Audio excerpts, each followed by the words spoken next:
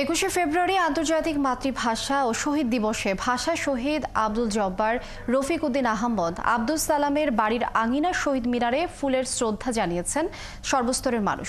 দিনটি স্মরণে আলোচনা সভা ও সাংস্কৃতিক অনুষ্ঠানের আয়োজন করা হয়। সহকর্মীদের দেয়া তথ্যছবিতে প্রতিবেদন। মানিকগঞ্জের সিংগাইর উপজেলার পাড়িল নওয়াধা গ্রামের সন্তান ভাষা শহীদ রফিক উদ্দিন আহমদ।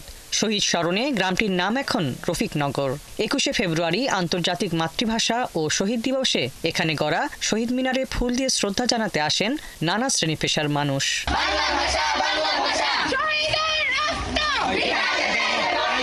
সকাল 8টায় জেলা প্রশাসক মানোয়ার হোসেনের নেতৃত্বে ফুল দিয়ে শ্রদ্ধা জানায় জেলা প্রশাসন। এরপর পুলিশ প্রশাসন ও শহীদ রফিক পরিবারের সদস্য সহ বিভিন্ন শিক্ষা প্রতিষ্ঠানের শিক্ষার্থী এবং বিভিন্ন শ্রেণী পেশার মানুষ ফুল দিয়ে শ্রদ্ধা জানান। সকালবেলা ডিসি এসপি এরা এসে ফুল দিয়ে শ্রদ্ধা নিবেদন করছেন। এখনো আরো স্কুল কলেজে ছেলে মেয়েরা আসছে। ইউনিভার্সিটি সবার সামনে বলি, ঢাকা বিশ্ববিদ্যালয়ের ছাত্রদের সামনে বলি, না, আমার ভাই যে ভাই প্রথম শহীদ হয়েছে ভাষার জন্য। ভাষা শহীদ আব্দুল সালামের গ্রামের বাড়ি ফেনীর দাগন ভূঁইয়ায়। তার নিজের গ্রাম সালামনগরে শহীদ দিবসের বিভিন্ন কর্মসূচি পালিত হয়েছে।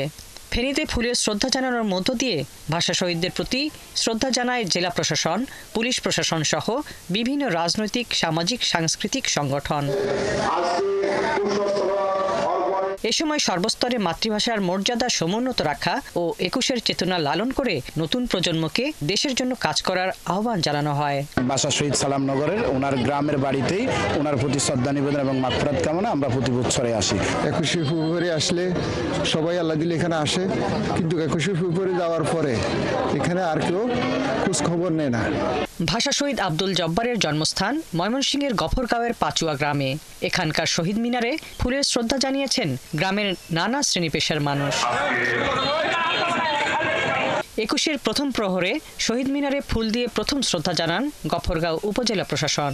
সকালে আয়োজন হয় প্রভাত ফেরির। বিভিন্ন এলাকা থেকে আত্মীয় স্বজন এসে রাত্রে দেখা যাচ্ছে যে তাদের থাকার জায়গা পর্যন্ত সংবিধান হচ্ছে না, এত মানুষজন আসছে। অন্যান্য বছরের মতন চলমান আছে।